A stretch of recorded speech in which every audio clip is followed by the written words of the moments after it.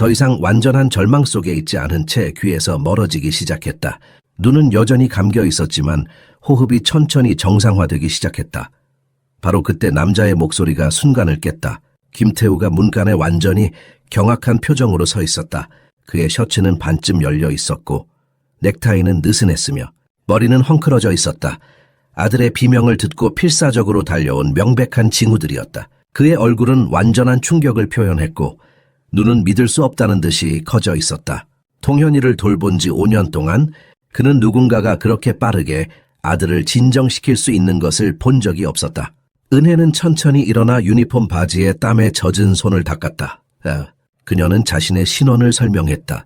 그날 시작한 새 가정부. 태우는 침묵을 지키며 자신이 방금 목격한 것을 처리하고 있었다.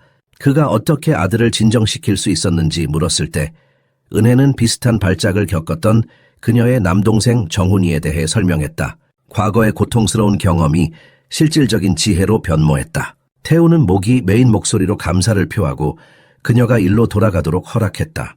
계단을 내려가면서 은혜는 다리가 후들거리는 것을 느꼈다. 방금 일어난 일이 모든 것을 바꿀 것이지만 그녀는 아직 그것을 알지 못했다. 은혜의 목소리는 가족 세대를 넘어 전해 내려온 노래를 담은 속삭임처럼 흘러나왔다. 할머니가 어린 시절 자장가로 불러주던 금강산 타령의 선율이 부드럽게 공기를 채웠다. 이것은 그녀가 정훈이의 발작 동안 불렀던 것과 같은 노래였다. 단순하지만 강력한 멜로디로 내면의 폭풍을 진정시키는 힘을 가지고 있었다. 금강산 1만 2천 본기. 은혜의 목소리는 거의 들리지 않을 정도로 작았지만 그 효과는 즉각적이었다. 점차 동현이는 자신을 해치는 행동을 멈추었다. 그의 작은 손이 귀에서 천천히 떨어지기 시작했다. 여전히 떨리고 있었지만 완전한 공포는 사라지고 있었다. 눈은 여전히 꽉 감겨 있었지만 호흡이 서서히 정상으로 돌아왔다. 어깨의 긴장이 풀리고 작은 얼굴에 붉은 기가 가라앉기 시작했다. 그 순간 문간에서 남자의 목소리가 들려왔다. 무슨 일이 일어난 겁니까? 김태우가 문간에 서 있었다. 그의 셔츠는 반쯤 풀려 있었고 넥타이는 느슨했으며 머리카락은 정신없이 헝클어져 있었다. 아들의 비명을 듣고 정신없이 달려온 흔적이 역력했다. 그의 얼굴은 완전한 충격을 담고 있었고 눈은 믿을 수 없다는 듯이 커져 있었다. 5년 동안 동현이를 돌보면서 누군가가 이렇게 빨리 아들을 진정시키는 모습을 본 적이 없었다. 죄송합니다, 김 사장님. 은혜는 천천히 일어나 유니폼 바지에 땀에 젖은 손을 닦았다. 허리를 깊게 숙이며 인사했다. 방금 부임한 새 가정부입니다. 박은혜라고 합니다. 비명소리를 듣고 본능적으로 그녀의 목소리는 점점 작아졌다. 신분의 차이가 이 순간 크게 느껴졌다. 정갈한 수트를 입은 재벌 3세와 낡은 유니폼을 입은 가정부. 그녀는 자신의 자리를 넘어섰다는 생각에 불안함이 밀려왔다. 태우는 여전히 침묵을 지키고 있었다. 그의 눈은 바닥에 앉아있는 동현이를 향했다.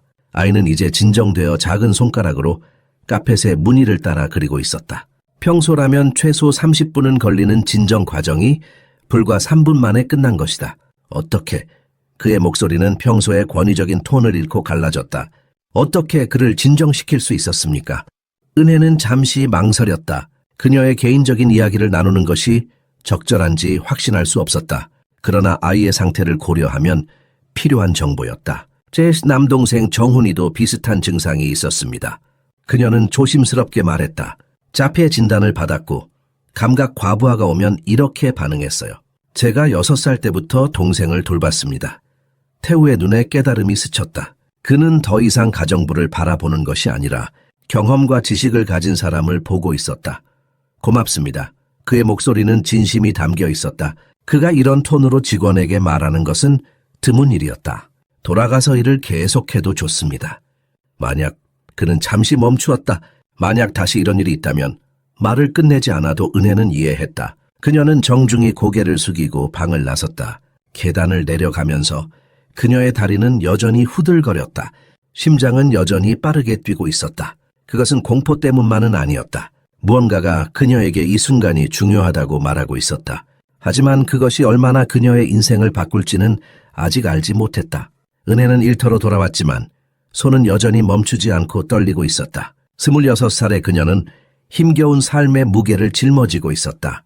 서울 외곽 고양시의 작은 임대 아파트에서 어머니 이순자 여사와 함께 살고 있었다. 어머니는 공격적인 유방암과 투병 중이었다. 삼성의료원의 항암 치료는 그녀의 수입을 거의 모두 삼켜버렸다. 18살 때부터 집을 청소하며 생계를 유지해 왔지만 의료보험으로 충당되지 않는 비용은 늘 부족했다. 그녀는 마루를 닦으며 오늘 아침의 대화를 떠올렸다. 은혜야, 이번 달 병원비 걱정하지 마. 내가 좀 나아질 거야. 어머니의 말에 은혜는 억지 미소를 지었다. 하지만 그들 둘 다 상황이 얼마나 심각한지 알고 있었다. 치료를 중단하는 건 생각할 수도 없었다. 하지만 추가 치료비 80만 원을 어디서 구할 수 있을까? 김씨 저택에서의 일자리는 다른 집보다 월 20만 원 더 받을 수 있었다. 월 110만 원이라는 급여는 큰 돈은 아니었지만 지금으로서는 최선이었다. 아이 기회를 놓치는 것은 그녀의 가족에게 재앙을 의미했다. 정훈아, 오빠가 보고 있을까? 그녀는 마음속으로 중얼거렸다. 그녀의 동생 정훈은 5년 전 12살의 나이에 세상을 떠났다. 빠르게 악화된 폐렴이 그의 생명을 앗아갔다. 하지만 그것만이 전부는 아니었다. 정훈이는 경미한 자폐증과 심각한 감각 과부하 문제를 갖고 있었다. 소리에 예민하게 반응했고 발작이 있었으며 귀를 막는 행동, 모두 위층의 소년과 똑같았다. 은혜는 11살부터 16살까지 정훈이를 돌봤다. 그 모든 것을 실전에서 배웠다. 어떻게 진정시킬지, 무엇을 피해야 할지, 언제 공간을 줘야 할지. 국립서울병원의 어떤 의사나 전문가도 매일의 공존에서 배운 것보다 더 많은 것을 가르쳐주지 못했다. 마가 없었다면 어떻게 살았을까? 정훈아. 그녀는 여전히 정훈이를 생각하면 눈물이 났다. 하지만 그것은 동시에 축복이었다. 정훈이가 은혜를 무의식적으로 이 순간을 위해 준비시켜준 것이다. 동현이의 발작을 봤을 때 그녀는 본능적으로 어떻게 행동해야 할지 알았다. 고통스러운 과거가 독특하고 소중한 능력으로 변모한 것이다. 은혜는 화장실 청소를 시작하며 사색에 잠겼다.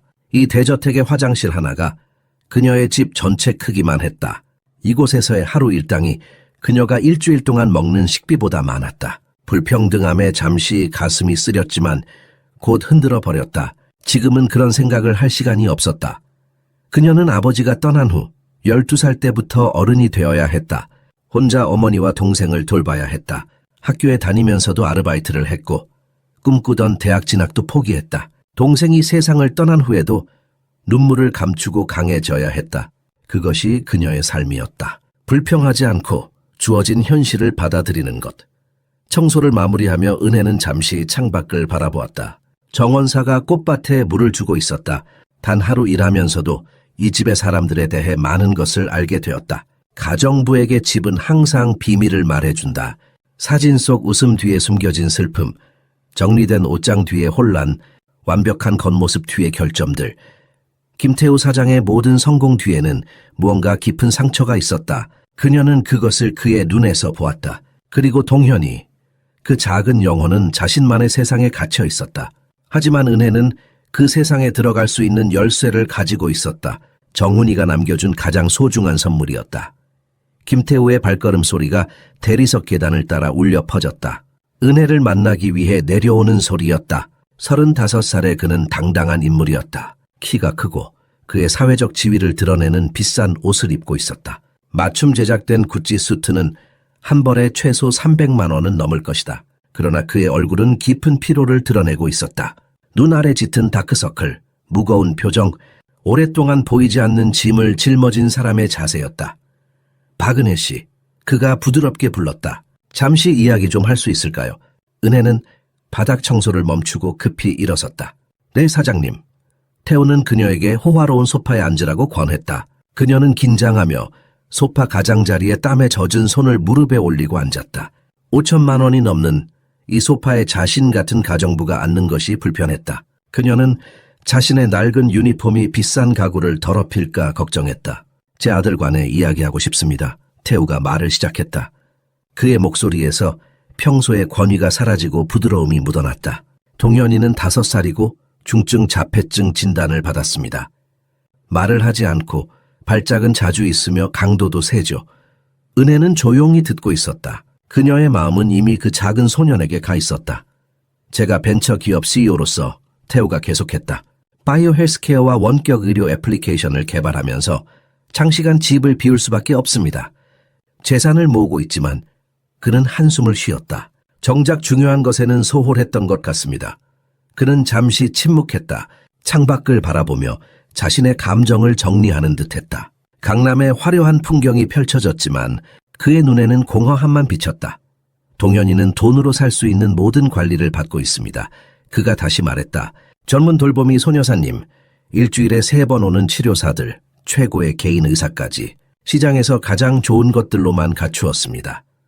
은혜는 그가 어디로 이야기를 이끌고 있는지 감을 잡기 시작했다. 하지만 이 모든 자원과 고도로 자격을 갖춘 전문가들에도 불구하고 태우가 그녀를 직접 바라보며 말했다.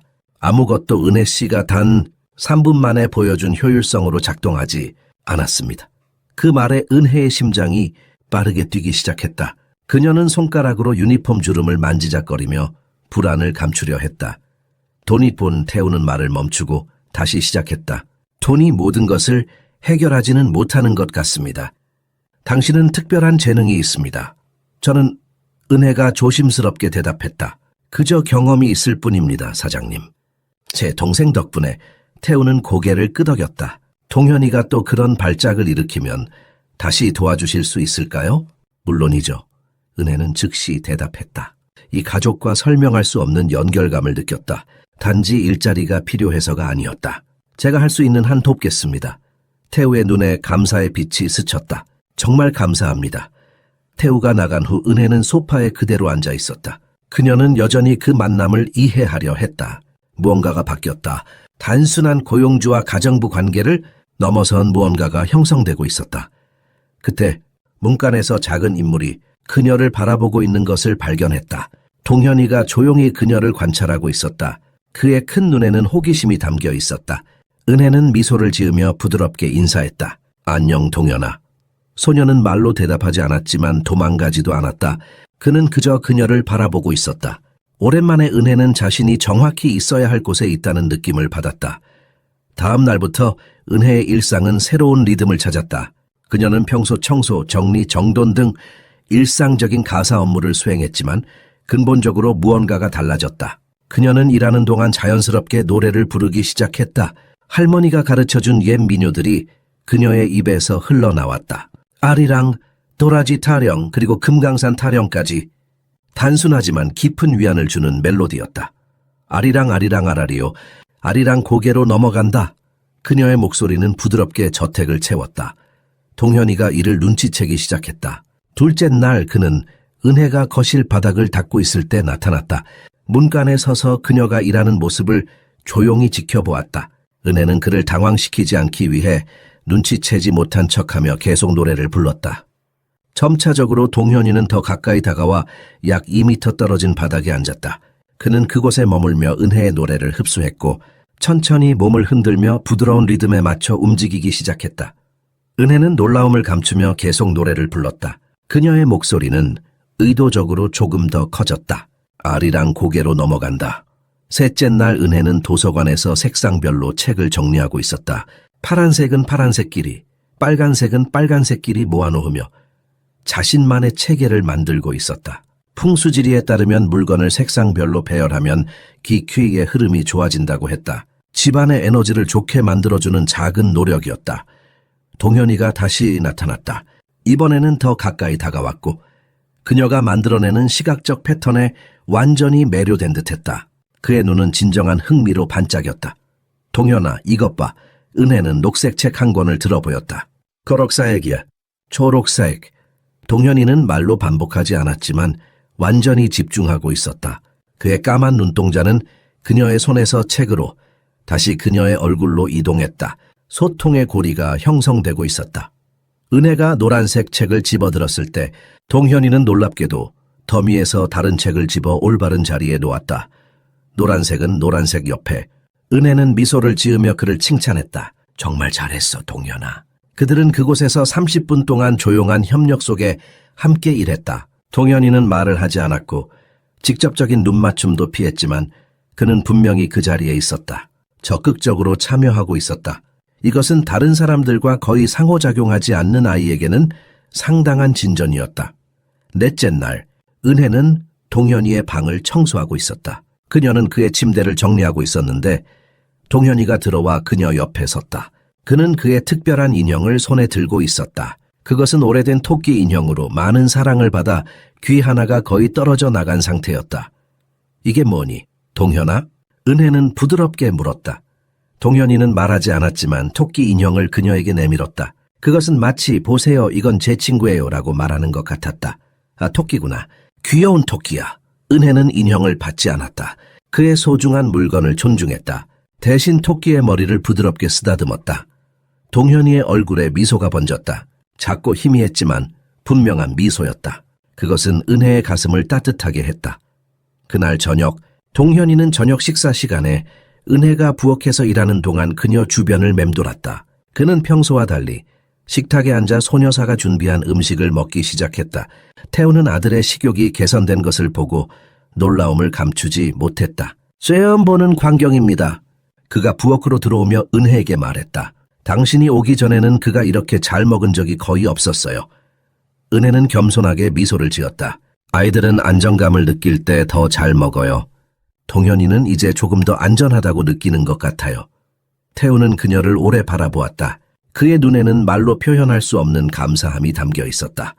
태우는 회사 화상회의에 집중해야 했지만 그의 눈은 도서관에서 펼쳐지고 있는 장면에서 떨어지지 않았다. 반쯤 열린 문을 통해 그는 아들과 은혜가 조화롭게 함께 일하는 모습을 지켜보고 있었다. 소녀사 동현이의 50대 전문 돌봄이 타이트하게 묶은 머리와 부드러운 표정을 한 경험 많은 전문가가 조용한 관찰에 그와 함께했다. 사장님, 소녀사가 낮은 목소리로 말했다. 저 아가씨는 특별해요. 태우는 고개를 끄덕였지만 말을 하지 않았다. 그의 눈은 여전히 도서관 장면에 고정되어 있었다. 동현이가 은혜의 지시에 따라 책을 색깔별로 정리하고 있었다. 이런 모습은 전에 본 적이 없었다. 2년 동안 동현이와 일하면서 소녀사가 계속했다. 아이가 낯선 사람과 저렇게 편안하고 협조적인 모습을 본 적이 없어요. 뭔가 다른 게 있어요. 태우는 여전히 침묵했다. 그는 자신의 전화기를 내려놓고 완전히 이 순간에 집중했다. 회의는 잊혀졌다. 오랜 시간 동안 그는 아들의 웃음소리를 들어본 적이 없었다. 하지만 지금 그는 동현이가 은혜의 말에 작게 키득거리는 것을 들었다.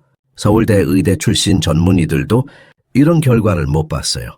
소녀사가 경외감을 담아 말했다. 제가 보기엔 박 씨가 완전히 다른 접근법을 가지고 있어요. 태우가 드디어 말했다. 어떤 점에서요?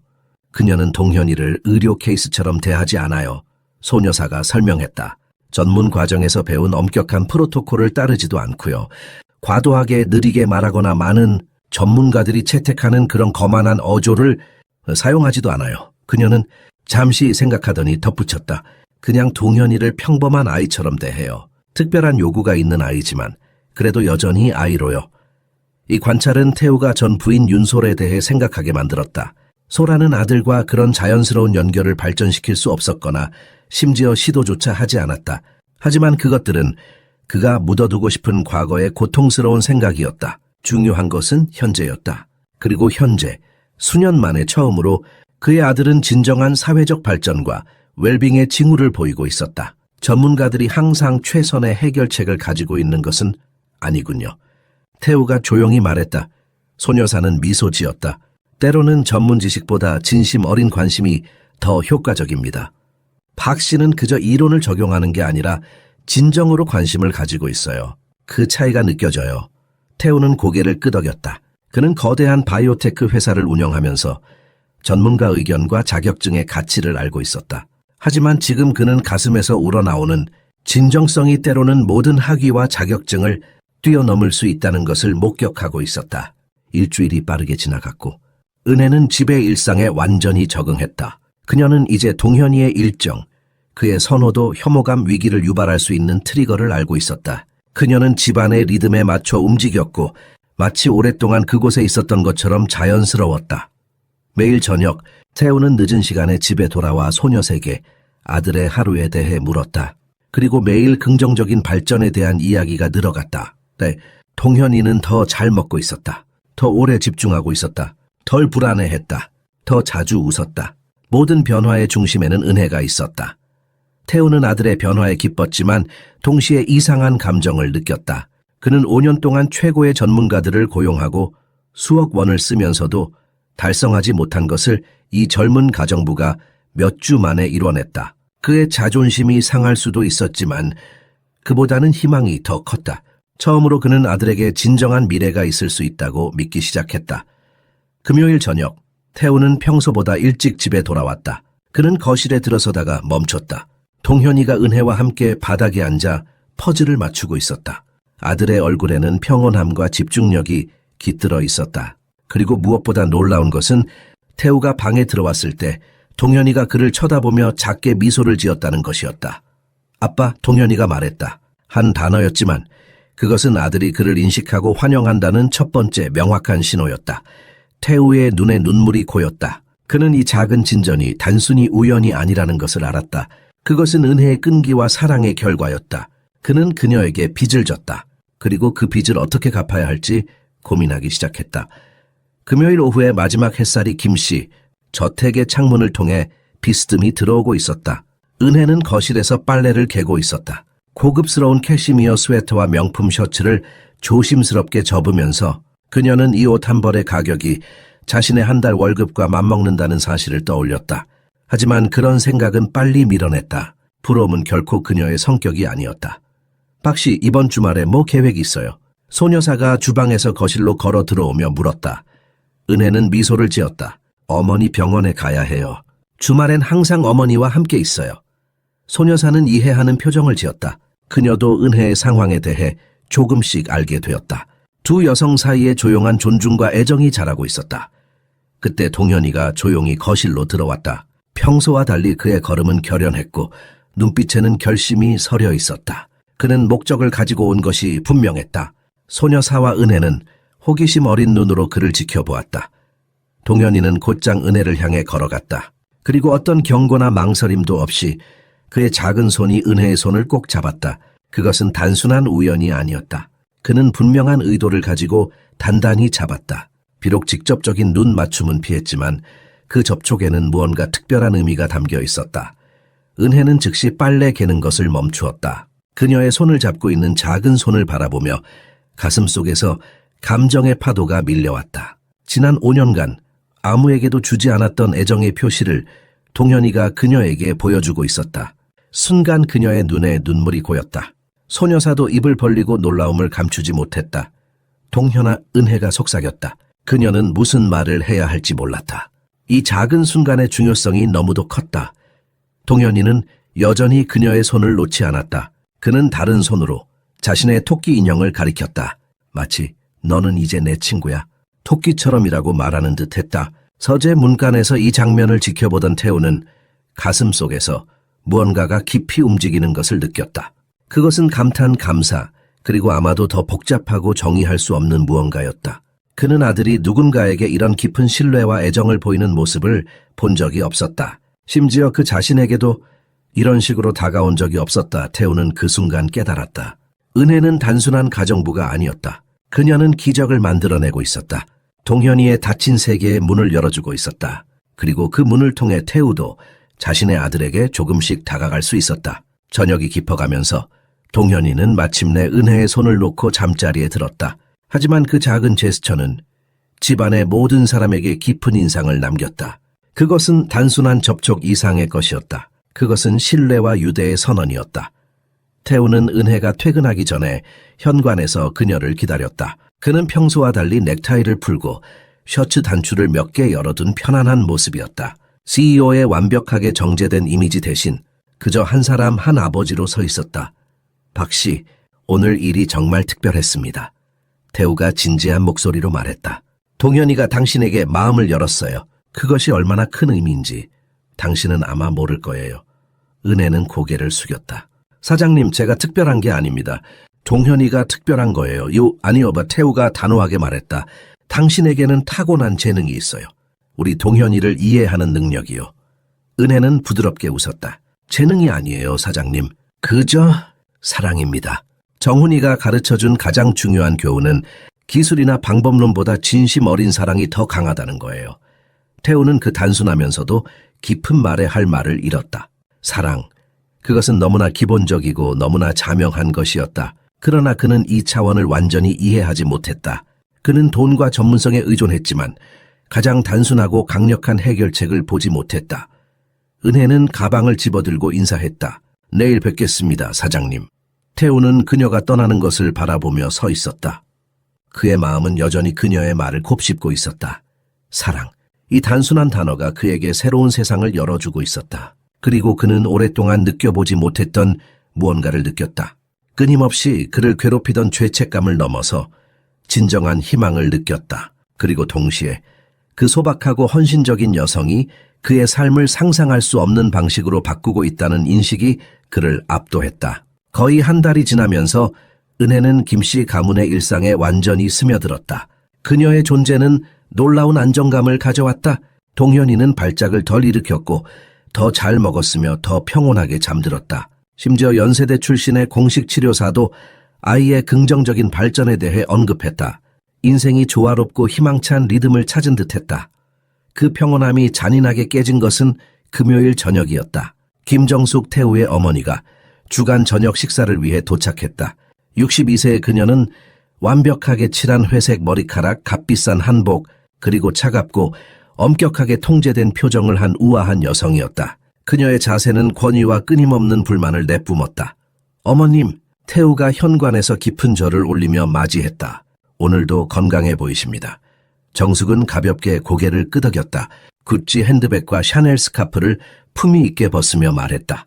용산의 교통이 끔찍하구나. 그 지하철 공사는 언제 끝나는 거니? 내년까지는 계속된다고 들었습니다. 태우가 대답했다. 어머니 차량은 왜 안 타셨어요? 기사가 감기에 걸렸다더구나. 젊은이들은 요즘 너무 약해. 그녀는 코를 찡그렸다. 차는 준비되었니? 네, 소녀사가 준비하고 있습니다. 정숙은 거실로 들어서다가 멈췄다. 은혜가 동현이와 함께 카페 위에서 놀고 있는 장면을 발견한 것이다. 두 사람은 색색의 블록으로 탑을 쌓고 있었다. 이 단순한 활동은 그들 사이의 자연스러운 유대를 보여주었다. 정숙은 즉시 눈살을 찌푸렸다. 이 사람은 누구지? 그녀의 목소리는 차갑고 날카로웠다. 태우가 급히 설명했다. 새 가정부입니다, 어머니. 박은혜 씨예요? 한 달 전에 채용했어요. 가정부? 정숙의 눈이 위험하게 좁아졌다. 가정부가 왜 손주와 놀고 있지? 특별한 돌봄이 필요한 아이에게는 자격을 갖춘 치료사가 필요해. 이건 적절치 않구나. 은혜의 얼굴이 붉게 물들었다. 그녀는 고개를 숙이고 동현이에게 계속 집중했다. 결코 어르신에게 대꾸하거나 논쟁하지 않는 것이 그녀의 원칙이었다. 어머니 태우가 낮은 목소리로 말했다. 은혜 씨는 동현이에게 매우 도움이 됩니다. 그녀가 온 이후로 많은 발전이 있었어요. 정숙은 코웃음을 쳤다. 발지온? 내 눈에는 가정부가 본분을 잇고 있는 것처럼 보이는구나. 청소와 심부름이 그들의 일이지 교육이나 치료는 아니야. 그녀의 목소리는 충분히 컸고 의도적으로 은혜가 들을 수 있게 했다. 동현이는 긴장된 분위기를 느끼고 불안하게 몸을 흔들기 시작했다. 죄송합니다. 사장님 마님. 은혜는 조용히 일어서서 공손히 인사했다. 제가 방해가 된 것 같습니다. 주방 일을 마무리하겠습니다. 그녀는 묵묵히 방을 나가며 동현이의 머리를 부드럽게 쓰다듬었다. 동현아, 할머니랑 시간 보내야지. 나중에 또 놀자. 동현이는 불안하게 주변을 둘러보았다. 그의 눈에는 혼란과 불안이 가득했다. 은혜가 방을 나가자 그는 불편하게 몸을 흔들기 시작했다. 이런 행동은 발작의 전조 증상이었다. 정숙은 이를 알아차리지 못한 채 계속 말했다. 너무 익숙해지면 안 돼. 그들은 언제나 자기 자리를 알아야 해. 너의 아버지는 절대 그런 행동을 허락하지 않았을 거야. 30년 전 우리 집에서 일했던 가정부들은 절대 주인 가족과 어울리지 않았어. 태우는 어머니의 말을 듣고 있었지만 그의 눈은 동현이의 증가하는 불안에 고정되어 있었다. 아이는 이제 손을 귀에 가져가기 시작했다. 전형적인 감각 과부하의 징후였다. 어머니, 잠시만요. 태우가 말을 시도했지만 정숙은 계속해서 현대 가정부들의 부적절한 행동에 대해 불평했다. 동현이의 흔들림이 더 심해졌다. 태우는 아들에게 다가가려 했지만 정숙이 그의 팔을 잡았다. 이봐, 내 말 듣고 있니? 이건 중요한 문제야. 내 아들에게 올바른 경계와 질서를 가르쳐야 해. 바로 그때 동현이가 갑자기 일어나 문을 향해 달렸다. 태우는 어머니의 손을 뿌리치고 아들을 따라갔다. 그는 동현이가 어디로 가는지 알았다. 주방으로 은혜에게로. 태우는 저녁 내내 불편하게 침묵을 지켰다. 음식을 먹기는커녕 젓가락으로 만지작거리기만 했다. 어머니에게 대항하여 은혜를 변호해야 한다는 것을 알고 있었지만 평생 그래왔듯이 어머니 앞에서는 용기가 사라졌다. 항상 이랬다. 어머니가 틀렸다는 것을 알면서도 정숙에게 맞서지 못했다. 그의 무대응이 가슴에 돌처럼 무겁게 짓눌렸다. 주방에서 은혜는 멈추지 않고 떨리는 손으로 설거지를 하고 있었다. 싱크대에 기대어 깊게 숨을 들이쉬며 끊임없이 흘러나오려는 눈물과 싸웠다. 자신에게 울지 않겠다고, 그 오만한 여자에게 자신이 무너지는 모습을 보여주지 않겠다고 약속했지만 눈물은 결국 쏟아졌다. 부엌 문이 조용히 열렸다. 은혜는 태우가 들어오는 줄 알고 서둘러 눈물을 닦았다. 하지만 고개를 돌렸을 때 그녀의 앞에 서 있던 것은 동현이었다. 그는 거의 혼자서 부엌에 오는 적이 없었다. 그의 눈에는 무언가 달라진 것이 있었다. 진정한 걱정으로 해석될 수 있는 표정이었다. 상황을 완전히 이해하지는 못했지만 은혜가 고통받고 있다는 것을 느꼈다. 동현 앞 은혜는 목이 메어 속삭였다. 소녀는 주머니에서 무언가를 꺼냈다. 조심스럽게 접은 종이 한 장이었다. 그것은 단순하지만 의미 있는 그림이었다. 빨간색 하트, 약간 삐뚤어졌지만 분명한 정성이 담겨 있었다. 동현아, 은혜는 완전히 무너졌다. 그림을 받아 가슴에 안고 소리내어 울었다. 그녀가 인정받지 못한 것이 아니라 이 작은 소년이 자신의 감정을 이해하고 위로하려 했다는 사실에 압도되었다. 동현이는 그 자리에 남아 은혜의 손을 잡고 있었다. 완전히 이해하지는 못했지만 위안을 주는 그의 존재는 말보다 더 큰 힘이 있었다. 주방 문가에 태우가 나타났다. 그는 감동적인 장면을 목격했다. 그의 아들, 좀처럼 애정을 표현하지 않던 아이가 사랑하는 사람을 위로하려는 모습. 그가 느낀 수치심은 압도적이었다. 은혜를 변호했어야 했다. 어머니에게 맞서야 했다.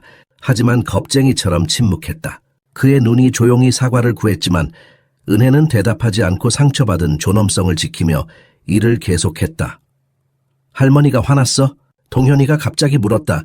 그의 목소리는 작고 불안했지만 명확했다. 완전한 문장이었다. 은혜와 태우 모두 충격으로 얼어붙었다. 동현이가 자발적으로 의미 있는 문장을 말한 것은 처음이었다. 아니, 동현아. 은혜는 눈물을 닦으며 부드럽게 대답했다. 할머니는 그냥 옛날 방식을 좋아하시는 거야. 괜찮아. 동현이는 고개를 끄덕였다. 그는 은혜의 손을 꼭 잡은 채 부엌 테이블에 앉았다. 그곳에서 그는 태우를 바라보았다. 그의 눈에는 아버지에 대한 기대가 담겨 있었다. 마치 왜 도와주지 않았어요? 라고 묻는 것 같았다. 태우는 아들의 시선을 견딜 수 없었다. 그는 방에서 나갔다. 서재로 들어가 문을 닫고 의자에 무겁게 앉았다. 그의 가슴은 복잡한 감정으로 가득 찼다. 은혜에 대한 죄책감, 어머니에 대한 분노, 그리고 무엇보다 자신의 나약함에 대한 자기 혐오. 여러분, 잠시 이야기 멈추고 부탁드립니다. 재미있게 보고 계시다면 좋아요와 구독 눌러주세요. 아무 비용도 들지 않지만 저희에게는 큰 힘이 됩니다. 항상 응원해 주셔서 감사합니다. 내가 뭘 했던 거지? 그는 자신에게 물었다. 그의 아들이 옳고 그름을 구별할 수 있었는데 왜 그는 못했을까? 5살 아이가 자신보다 더 큰 용기와 도덕적 나침반을 가지고 있었다. 식사가 끝나고 정숙이 떠난 후 집은 긴장된 침묵에 빠졌다. 소녀사는 조용히 그녀의 방으로 물러났다. 그녀도 저녁에 불편한 분위기를 느꼈다. 동현이는 놀랍게도 자발적으로 은혜를 따라 부엌으로 갔다. 그는 그녀 곁에 머무르며 저녁 설거지를 지켜보았다. 은혜조와 그가 갑자기 말했다. 또 다른 완전한 문장이었다. 은혜는 놀라움을 감추지 못했다. 일주일 동안 들었던 것보다 더 많은 말을 오늘 하루에 했다. 나도 동현이 좋아. 그녀는 부드럽게 대답했다. 태우는 이 교환을 듣지 못했다. 그는 여전히 서재에 있었다. 용기를 모으고 은혜에게 제대로 사과할 말을 찾고 있었다. 하지만 어떤 말이 그의 비겁함을 보상할 수 있을까? 정숙이 떠난 후 태우는 오랫동안 서재에 머물렀다. 은혜를 마주할 용기를 모으고 있었다. 그녀를 주방에서 찾았을 때 은혜는 여전히 기계적인 동작으로 그릇을 정리하고 있었다. 붉은 눈은 최근의 눈물을 증명했다. 그들 사이의 침묵은 무겁고 말하지 않은 단어들로 가득 차 있었다. 태우는 어머니의 잔인함 앞에서 자신의 비겁함을 인정하고 사과해야 한다는 것을 알고 있었다. 박씨! 그가 조심스럽게 시작했다. 공식적인 호칭이 갑자기 부적절하게 느껴졌지만 다른 방법을 알지 못했다. 오늘 일에 대해 정말 죄송합니다. 은혜는 그릇을 내려놓았지만 고개를 들지 않았다. 그녀의 어깨는 여전히 긴장되어 있었다. 어머니는 항상 어려운 분이셨습니다. 태우가 계속했다. 엄격하고 통제적이시죠. 하지만 그것이 제 비겁한 침묵을 정당화하지는 않아요. 제가 말했어야 됐습니다. 당신을 변호했어야 했어요. 그는 잠시 멈추고 한숨을 내쉬었다. 저는 평생 어머니 앞에서 고개를 숙여왔어요. 삼성물산의 이사장이었던 아버지도 어머니 앞에서는 항상 침묵하셨죠. 우리 가문의 전통인지도 모르겠습니다. 은혜는 마침내 고개를 들었다. 그녀의 눈에는 여전히 상처가 있었지만 그 안에 담긴 단단한 강인함도 볼 수 있었다. 당신은 그런 대우를 받을 자격이 없습니다. 태우가 진심을 담아 말했다. 당신이 동현이를 위해 해준 일은 놀랍습니다. 정말 당신을 깊이 존경합니다. 은혜는 잠시 동안 말이 없었다. 마침내 그녀의 목소리는 낮지만 확고했다. 저는 굴욕에 익숙합니다, 사장님. 제 사회적 위치 때문에 평생 그런 대우를 받아왔으니까요. 그녀는 창밖을 바라보았다. 서울의 밤 풍경이 창문을 통해 반짝였다. 하지만 가장 아픈 건 그녀는 잠시 말을 멈추고 감정을 가다듬었다. 사람들이 이해하지 못하는 차이를 어떻게 대하는지를 보는 겁니다. 정훈이를 통해 배운 것은 어떤 방법론이나 사회적 지위보다 사랑과 인내가 더 강하다는 거예요. 그녀의 단순하면서도 깊은 지혜 앞에서 태우는 더욱 작아지는 느낌이 들었다. 그는 2번 이혼한 CEO였다. 수천억 원의 회사를 이끌고 있었다. 하지만 이 소박한 가정부 앞에서 그는 자신이 정말로 중요한 것에 대해 얼마나 모르고 있는지 깨달았다. 약속드립니다. 태우가 진지하게 말했다. 다시는 누구도 제 집에서 당신을 그렇게 대하도록 허락하지 않을 겁니다. 어머니라 해도요. 은혜는 그저 고개를 끄덕였다. 그녀의 표정은 여전히 조심스러웠지만 무언가가 변했다. 그들 사이에 장벽이 무너졌고 상처가 남아있지만 새로운 상호 이해도 있었다.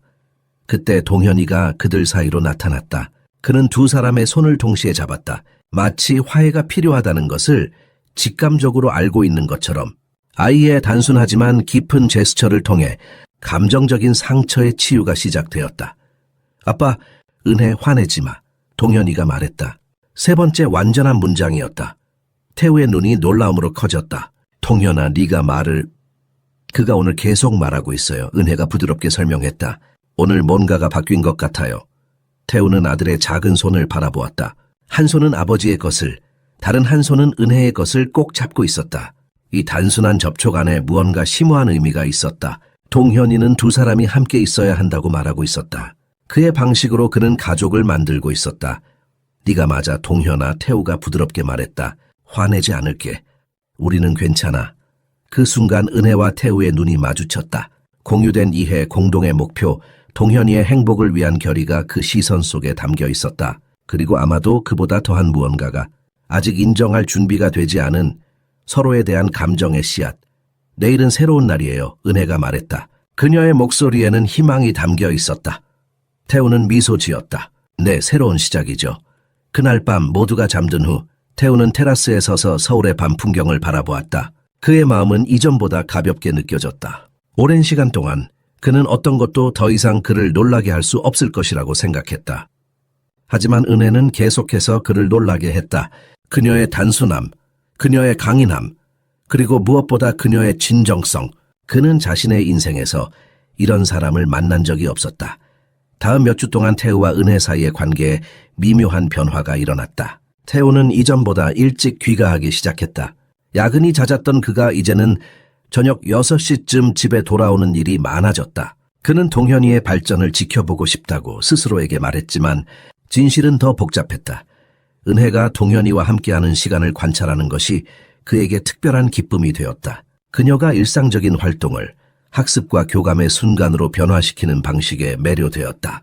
그녀는 음악, 색깔, 질감을 통해 동현이를 가르쳤고 항상 그의 한계를 존중하며 작은 성취를 축하했다. 태우는 이런 관찰의 순간들을 기다리는 자신을 발견했다. 그를 끌어당기는 것은 단순히 아들의 진전이 아니라 은혜 그 자체였다. 그녀의 무한한 인내심, 작은 제스처에서도 기쁨을 찾는 능력, 역경 앞에서의 강인함. 그는 이전에 놓쳤던 세부 사항들을 알아차리기 시작했다. 그녀가 일하면서 흥얼거리는 방식, 동현이가 새로운 것을 성취했을 때 눈이 빛나는 모습, 모든 사람을 동등한 친절함으로 대하는 태도. 제가 어릴 때 할머니는 항상 말씀하셨어요. 은혜가 어느 날 동현이에게 말했다. 사람은 지위가 아니라 행동으로 판단해야 한다고요. 그녀는 그 말을 태우에게 한 것이 아니었지만 그는 그 말이 자신을 위한 것이라고 느꼈다. 은혜도 태우의 변화를 알아차렸다. 그는 더 이상 단순히 부재 중인 바쁜 사장이 아니었다. 진심으로 아들의 일상에 관여하기 시작했다. 하루 활동에 대해 물어보고 동현이의 웰빙에 진정한 관심을 보였다. 그가 점차 긴장을 풀고 더 자주 웃고 책임감 속에서도 가벼움을 찾는 모습을 보았다. 어느 오후 동현이가 낮잠을 자는 동안 그들은 주방에서 일 이상의 대화를 나누게 되었다. 태우는 은혜의 생활비 문제를 알게 된 후 그녀의 급여를 인상하기로 결정했다. 하지만 그는 그것을 단순히 통보하는 대신 그녀의 꿈에 관해 물었다. 가정부 일 말고 진짜로 하고 싶은 일이 있나요? 그가 물었다. 은혜는 잠시 놀란 표정을 지었다. 아무도 그녀에게 이런 질문을 한 적이 없었다. 그녀는 항상 할 수 있는 일만 생각해왔지 하고 싶은 일은 사치였다. 사실 그녀는 망설였다. 특수교육을 공부하고 싶었어요.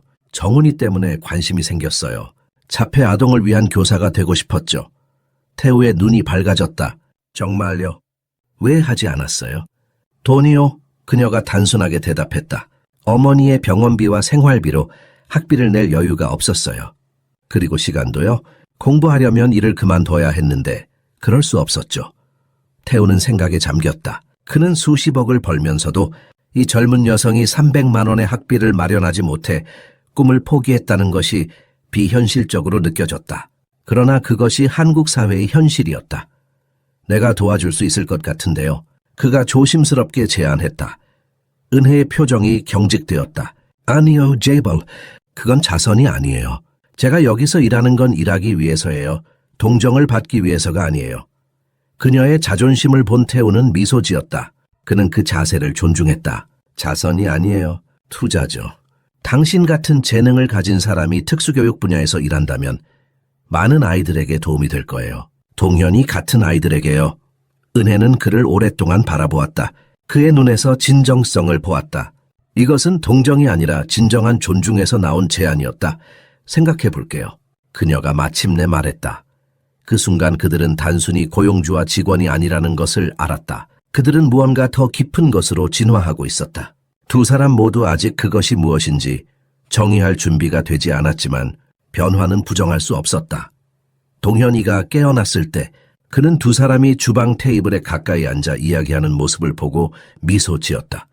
아빠 은혜 친구? 그가 물었다. 태우와 은혜는 서로를 바라보며 웃었다. 그래 동현아, 태우가 대답했다. 우리는 친구야. 하지만 그들의 눈에는 친구라는 단어가 충분하지 않다는 인식이 있었다. 그들 사이에서 자라고 있는 것은 더 복잡하고 더 아름다웠다. 은혜의 뺨이 붉어지고 태우의 심장이 빠르게 뛰는 이유였다. 아직 이름 붙이지 않은 그것은 두 사람 모두를 놀라게 하고 있었다. 김씨 가족의 평온함은 박소라. 태우의 전 부인이 2년간의 완전한 부재 후 갑자기 다시 나타났을 때 급격히 깨졌다. 화창한 오후 그녀는 강남의 저택 앞에 최신형 제네시스 GV80을 세우고 내렸다. 명품 루이비통 가방을 들고 구찌 선글라스를 쓰고 아들이 자폐증 진단을 받았을 때 그를 버린 여성과는 완전히 다른 자신감을 내뿜고 있었다. 태우 씨, 오랜만이네요. 소라가 현관에 나타난 태우를 향해 인사했다. 그녀의 목소리는 비단처럼 부드러웠지만 그 안에는 차가운 강철 같은 것이 숨겨져 있었다. 태우는 그 자리에서 얼어붙었다. 그의 얼굴에서 모든 색이 빠져나갔다. 소라 씨, 무슨 일로? 아들을 보러 왔어요. 그녀가 단호하게 말했다. 내 아들이잖아요, 그렇죠? 태우는 문을 꽉 붙잡았다. 그의 관자놀이에서 맥박이 뛰었다. 동현이는 지금 치료 시간이에요. 방해하고 싶지 않아요. 소라의 미소가 차갑게 변했다. 이제는 내가 방문자가 되었군요. 내 자신의 아이에게. 당신이 그를 떠난 지 2년이 넘었어요. 태우가 낮은 목소리로 말했다. 갑자기 돌아와서 무슨 의도가 있는지 묻지 않을 수 없네요. 소라는 서울의 현대 백화점처럼 화려한 미소를 지었다. 난 변했어요, 태우 씨. 이제 내가 어머니로서의 책임을 다할 준비가 되었어요. 태우는 그녀를 의심스럽게 바라보았다. 소라는 평생 자신만을 생각했다. 갑작스러운 변화는 그를 불안하게 만들었다. 잠깐 들어와서 차라도 한잔 할래요? 소라가 제안했다. 옛날 이야기도 하고. 마지못해 태우는 그녀를 거실로 안내했다. 소녀사는 놀란 표정으로 그들을 바라보았지만 태우의 손짓에 조용히 물러났다. 오후의 햇살이 창문을 통해 쏟아져 들어왔고 소라의 완벽하게 정돈된 머리카락에 반사되었다. 서울에서 무슨 일을 하고 있어요? 태우가 형식적으로 물었다. SK텔레콤에서 마케팅 이사로 일하고 있어요. 소라가 자랑스럽게 말했다. 그리고 그녀는 잠시 멈추었다. 재혼했어요. 정재혁이라고 LG그룹 이사회 멤버예요. 태우는 놀라지 않았다. 소라는 항상 더 높은 사회적 지위를 추구했다. 그들의 이혼 후 그녀는 더 큰 물고기를 찾아 떠났다. 축하해요. 그가 건조하게 말했다. 그래서 무슨 일로 갑자기? 소라는 한숨을 쉬었다. 솔직히 말할게요. 내가 동현이를 두고 떠난 건 실수였어요. 매일 그 일을 후회하고 있어요. 태우는 코웃음을 쳤다.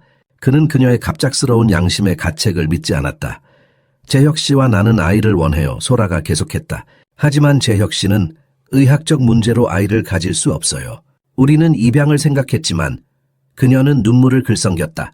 너무 완벽하게 계산된 눈물이었다. 내 자신의 아이가 있는데 어떻게 다른 아이를 입양할 수 있겠어요?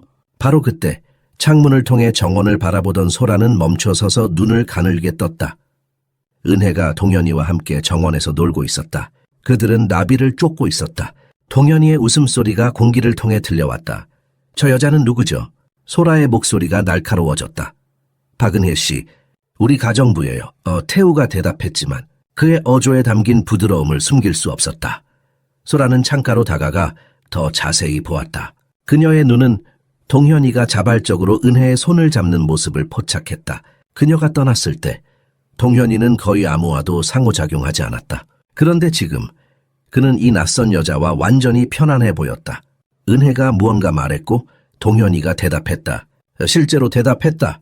동현이가 말을 해? 소라가 충격으로 물었다. 최근에 시작했어요. 태우가 자랑스럽게 말했다. 은혜 씨 덕분에 많은 발전이 있었어요. 소라의 표정이 어두워졌다. 그녀는 단순한 가정부가 자신의 자리를 차지하는 것을 보고 있었다. 누군가 다른 사람이 그녀의 아들에게 어머니 역할을 하는 것을 보는 것은 참을 수 없었다. 법적으로 그는 여전히 내 아들이에요. 소라가 갑자기 말했다. 그녀의 목소리는 이제 얼음처럼 차가웠다. 난 그를 되찾을 거예요. 태우의 얼굴이 굳어졌다. 무슨 말을 하는 거예요?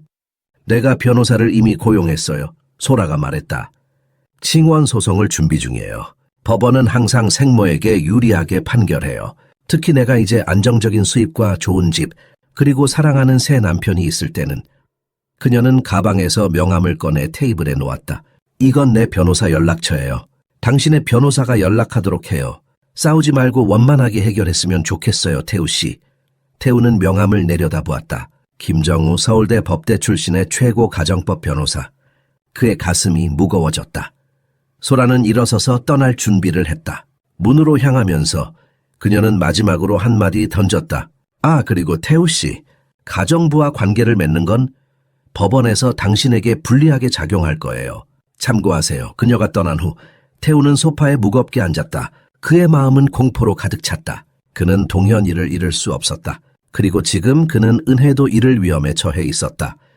소라는 군사적 냉정함으로 자신의 계획을 시작했다. 그녀는 삼성탐정사무소의 최고 사설 탐정 한명수를 고용하여 은혜의 삶을 철저히 조사하도록 지시했다. 그녀는 법정에서 그녀를 해칠 수 있는 어떤 정보라도 찾고 싶었다. 중독, 재정적 문제, 부적절한 관계, 평판을 훼손할 수 있는 무엇이든 그녀에 대해 모든 것을 알아내어 소라가 강남 카페의 조용한 구석에서 탐정에게 지시했다. 학력, 가족 배경, 과거 직장, 은행 계좌, 신용 점수, 사회적 관계.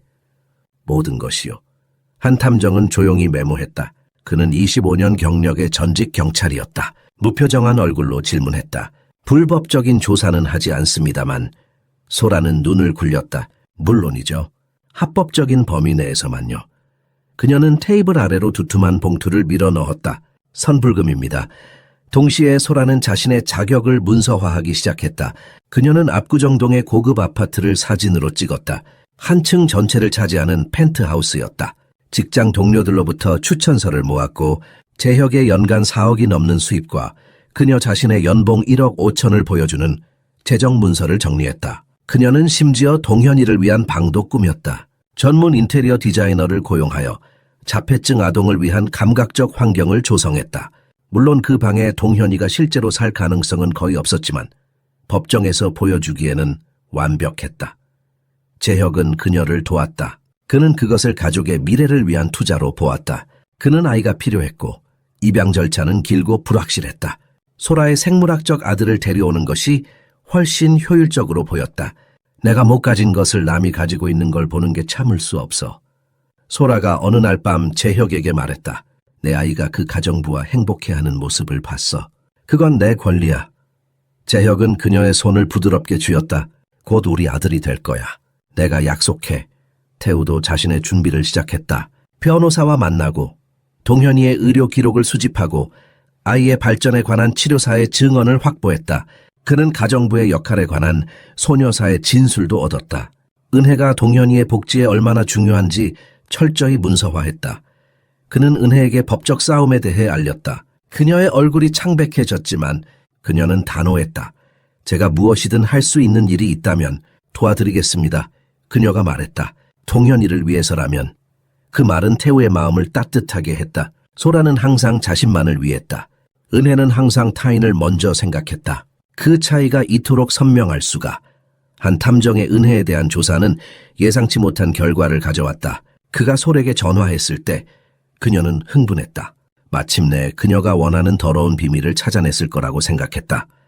박은혜에 관한 조사 결과입니다. 탐정이 보고했다. 고양시에서 어머니 이순자 씨와 함께 삽니다. 어머니는 삼성의료원에서 유방암 치료 중입니다. 그녀의 동생 정훈이는 5년 전 사망했습니다. 자폐증과 폐렴 합병증이었죠. 소라는 흥미로워졌다. 자폐증이라고요? 내 경미한 자폐증과 심각한 감각 과부하 문제가 있었습니다. 은혜 씨는 11세부터 16세까지 동생을 돌봤습니다. 그 경험이 그녀에게 자폐 아동 돌봄에 관한 특별한 통찰력을 준 것 같습니다. 소라의 얼굴이 점점 어두워졌다. 이것은 그녀가 원하던 정보가 아니었다. 그녀의 평판은요? 남자친구? 부채? 중독? 전혀 없습니다. 탐정이 대답했다. 그녀는 18세부터 정직하게 일해왔습니다. 부채는 현재 어머니의 의료비로 인한 신용카드 대출 650만 원뿐입니다. 사회적 관계는 제한적입니다. 대부분의 시간을 일과 어머니 돌봄에 쏟고 있습니다. 기록상 흠이 없습니다. 소라는 좌절감에 신음했다. 은혜의 완벽한 평판은 법정에서 이용할 수 없었다. 그럼 다른 방향으로 접근해야겠네요. 소라가 결심했다. 사회적 계급 차별을 이용할 거예요. 특수한 필요를 가진 아이는 내가 제공할 수 있는 자원이 필요하다고 주장할 거예요.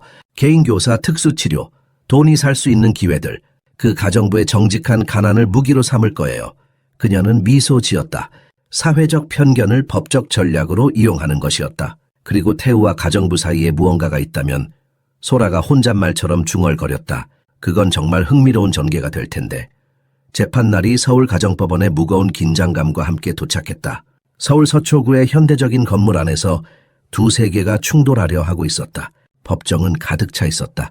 한쪽에는 소라와 그녀의 값비싼 변호사 팀이 앉아 있었다. 그녀는 샤넬 정장을 입고 완벽한 메이크업과 자신감 넘치는 자세를 취하고 있었다. 다른 쪽에는 태우, 은혜, 그리고 확실히 덜 비싸 보이지만 능력 있는 변호사가 있었다. 사회적 격차는 명백했지만 사실은 스스로 말해줄 것이었다. 재판장 정미영 판사가 입장했다. 50대 중반의 엄격하지만 공정하다고 알려진 여성이었다. 그녀의 예리한 눈은 양측을 차례로 살펴보았다. 김동현 군의 친권소송을 시작하겠습니다. 그녀가 선언했다. 소라의 변호사가 먼저 발언했다. 계산된 웅변으로 그는 생물학적 모성의 중요성, 소라의 재정적 안정성, 그리고 그녀가 제공할 수 있는 교육적 기회에 대해 이야기했다. 그들은 소라의 화려한 아파트, 연봉 증명서, 동현이를 위해 특별히 디자인된 방의 사진을 제시했다. 우리 의뢰인은 이제 자신의 실수를 깨닫고 어머니로서의 의무를 다할 준비가 되어 있습니다. 변호사가 주장했다. 그녀는 아들에게 최고의 교육, 최고의 치료, 최고의 기회를 제공할 수 있습니다. 그는 은혜를 향해 손을 휘저으며 덧붙였다. 단순한 가정부가 발달장애 아동의 복잡한 요구를 충족시킬 자격이 있다고 주장하는 것은 비현실적입니다. 동현군은 전문가의 손에 맡겨져야 합니다. 소라는 판사를 향해 완벽하게 연습된 슬픈 미소를 지었다. 그녀의 눈에는 계산된 눈물이 맺혔다. 태우의 변호사는 다른 접근법을 취했다. 그들은 구체적인 증거를 제시했다. 동현이가 은혜와 함께한 이후 보인 발전을 보여주는 의료 보고서, 치료사들의 증언, 아이가 행복하게 상호작용하는 모습을 담은 비디오.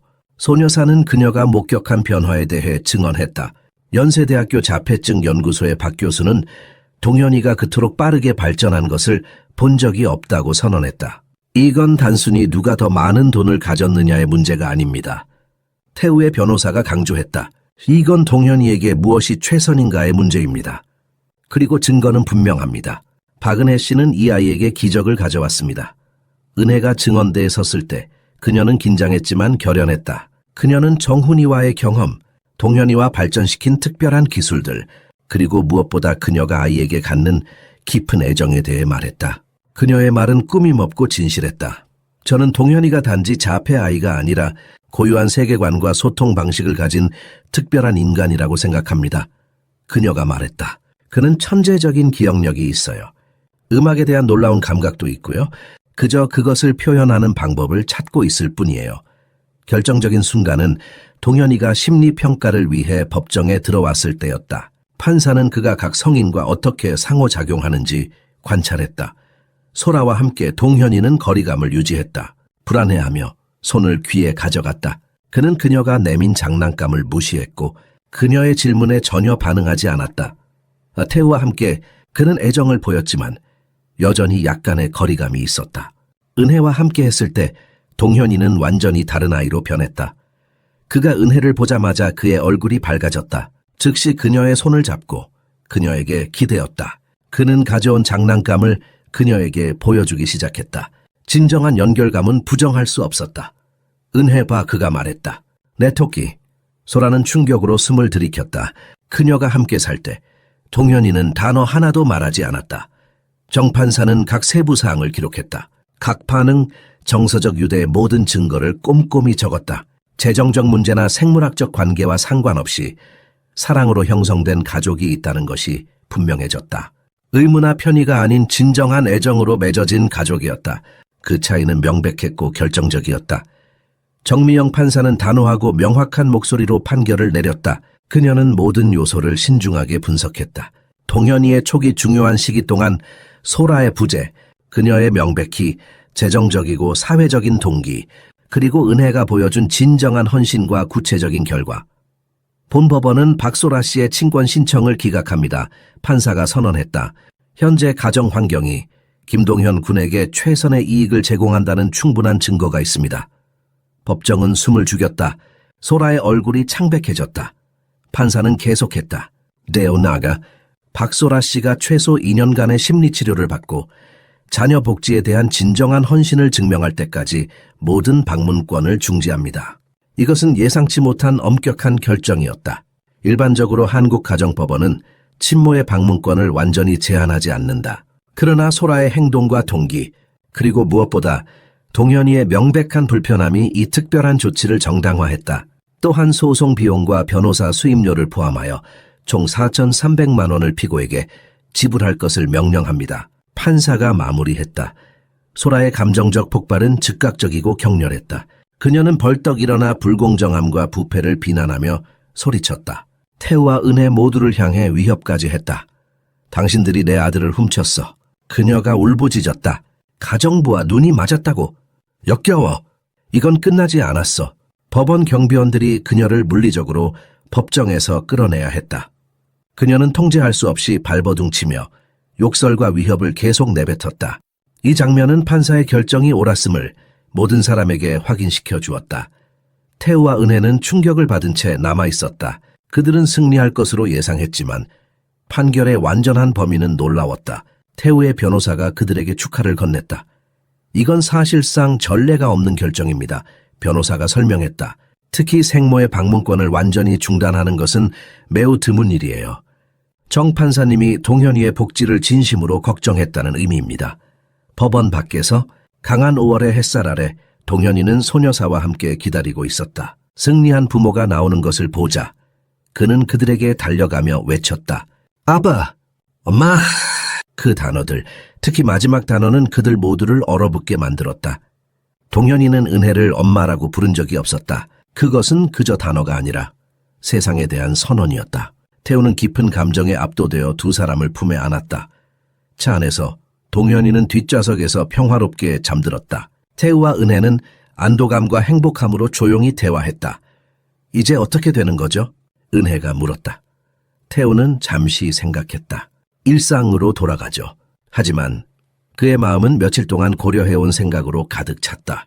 그와 은혜 사이에 자라난 감정에 대해 그들은 이야기해야 했다. 그것은 더 이상 부정할 수 없었다. 동현이가 은혜를 엄마라고 부른 것은 단순한 실수가 아니었다. 그것은 그들이 이미 하나의 가족이라는 본질적 진실을 인식한 것이었다. 오늘 밤 이야기할 것이 있어요. 태우가 부드럽게 말했다. 은혜는 그를 바라보았다. 그녀의 눈에는 이해와 예상, 그리고 약간의 두려움이 담겨 있었다. 알겠어요. 그들은 한강 위로 놓인 다리를 건너갔다. 서울의 스카이라인이 저녁 하늘을 배경으로 빛났다. 운전하는 태우의 얼굴에는 부드러운 미소가 있었다. 처음으로 오랜 시간 동안 그는 진정으로 행복했다. 그의 아들은 안전했고 이제 그는 자신의 마음이 원하는 것을 추구할 용기가 있었다. 손 내미는 것에 대한 두려움이 있었다. 은혜가 거절할지도 모른다는 두려움, 계급 차이가 너무 클지도 모른다는 두려움. 그러나 오늘 법원에서 증명된 것처럼 사랑은 모든 장벽을 넘어설 수 있었다. 차 안의 침묵은 편안했다. 그들 사이에는 많은 단어가 필요하지 않았다. 두 사람 모두 인생의 새로운 장이 시작되고 있음을 알고 있었다. 그리고 그들은 함께 그것을 써나갈 것이었다. 집에 거의 도착했네요. 은혜가 부드럽게 말했다. 네, 태우가 대답했다. 우리 집에요. 그 단순한 말에는 깊은 의미가 담겨 있었다. 그것은 단지 물리적 장소가 아니라 그들이 함께 만든 가정이었다. 동현이가 뒷좌석에서 행복하게 한숨을 쉬었고 그것은 완벽한 확인이었다. 법원 판결 4개월 후 태우는 오랫동안 마음속에서 성숙해온 결정을 내렸다. 그는 은혜를 동현이의 공식 보호자로 임명했다. 월 500만 원의 급여와 정식 고용 계약서를 작성했다. 소녀사는 집에 남았지만 이제는 가정관리인으로서 확대 가족의 일부가 되었다. 이순자 여사는 암이관의 상태에 접어들면서 일시적으로 저택으로 이사와 완전히 회복하는 중이었다. 가족 역학은 조화롭게 작동했다. 동현이는 계속 발전하고 있었다. 단어를 더 자주 말했고 짧은 문장을 시도했으며 여전히 어려움과 가끔의 발작이 있었지만 분명히 진화하고 있었다. 태우와 은혜는 자신들의 감정에 대해 신중함을 유지했지만 모두가 그들 사이에 커져가는 유대감을 느낄 수 있었다. 8월의 어느 토요일 저녁, 동현이를 재운 후 태우는 조심스럽게 준비한 간단한 저녁 식사를 마련했다. 삼겹살이 아닌 은혜가 좋아하는 해물 파스타를 직접 요리했다. 그는 요리를 잘하지 못했지만 그 노력이 중요했다. 유튜브 요리 튜토리얼을 따라 3번의 실패 끝에 마침내 먹을 만한 요리가 완성되었다. 별 아래 정원에 앉았을 때 그는 그들의 삶을 바꿀 대화를 위한 용기를 모았다. 은혜 씨, 여기서 행복한가요? 그가 물었다. 은혜는 미소 지었다. 네, 정말 행복해요. 오랜 시간 만에 처음으로 완전히 행복하고 충만함을 느껴요. 나도 그래요. 태우가 솔직하게 인정했다. 당신이 우리 삶에 들어오기 전에는 그저 생존하고 있었어요. 살아있었지만 정말로 살지는 않았죠. 은혜는 그를 바라보았다. 그녀의 눈에는 질문이 담겨 있었다. 그들은 둘 다 이 대화가 어디로 향하고 있는지 알고 있었다. 동현이를 보면 태우가 계속했다. 그가 얼마나 변했는지 믿기 어려워요. 그건 당신 덕분이에요.